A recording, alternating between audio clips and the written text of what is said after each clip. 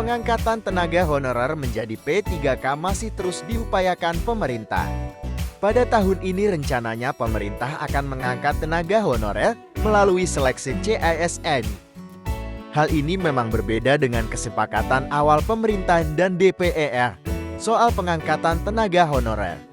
Namun pemerintah memiliki alasan mengapa akhirnya mengangkat tenaga honorer melalui tes, yaitu untuk mengetahui menggambarkan kualitas dan kemampuan kompetensi dari masing-masing tenaga honorer.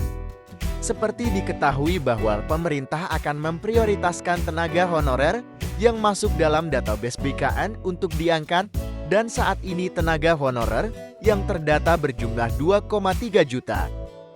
Namun ada beberapa masukan dari anggota DPR Aminur Rahman untuk pemerintah dalam mengangkat tenaga honorer agar tidak diskriminasi.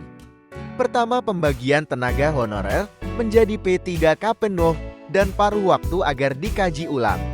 Perlu dikaji secara detail dan komprehensif agar tidak salah di dalam mengkualifikasikan P3K paruh waktu dan penuh waktu. Pemerintah juga harus mempertimbangkan itu semua agar tidak ada diskriminasi. Karena mereka juga punya hak yang sama untuk mendapatkan status P3K, ujar Aminur Rahman. Kedua, pemerintah bisa mengangkat tenaga honorer yang berusia di atas 55 tahun untuk diprioritaskan. Tidak usah ikut seleksi, itu dia pengabdiannya sudah teruji, bidangnya juga sudah dikuasai. Kalau pendekatannya pakai formalitas, ya sudah masa pengabdiannya itu dinilai sebagai bukti bahwa dia sudah layak untuk dikonversi langsung, otomatis menjadi P3K, ujar Aminur Rahman, dikutip dari laman resmi DPR Sabtu 10 Februari tahun 2024. Adapun kategori tenaga honorer yang bisa diangkat tanpa tes adalah 1. Tenaga honorer yang bekerja pada bidang fungsional. 2. Tenaga honorer yang bekerja pada bidang administratif. 3. Tenaga honorer yang bekerja pada bidang pendidikan. 4.